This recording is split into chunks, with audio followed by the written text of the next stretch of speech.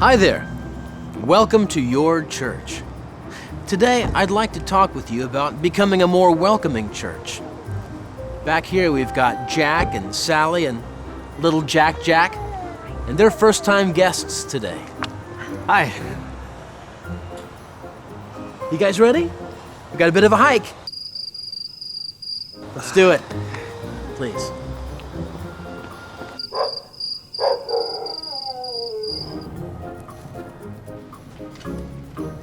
Most church members don't see their churches clearly. They think of their churches as friendly, open, welcoming. But when guests were surveyed, they typically saw church members as unfriendly, and they certainly didn't feel welcomed. Hello?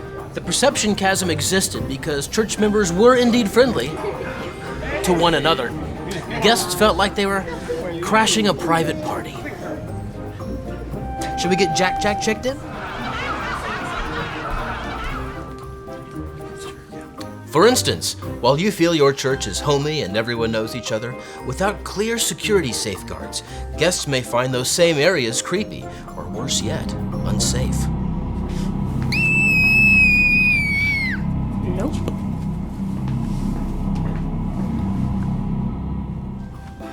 See you in worship. The problem is, church isn't a country club. It's a place for broken people to come together and become a family. Sermon's starting. Gotta be quick.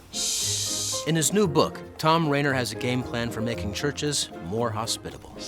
In all his years of consulting churches and analyzing research, he's developed a resource to help church members understand their role in becoming a welcoming church. Hey, I can't hear the Rainer sermon. guides readers toward a practical framework for making a difference in the lives of those that visit their churches. Churches can use becoming a welcoming church to understand and audit where they are on the spectrum between welcoming and wanting.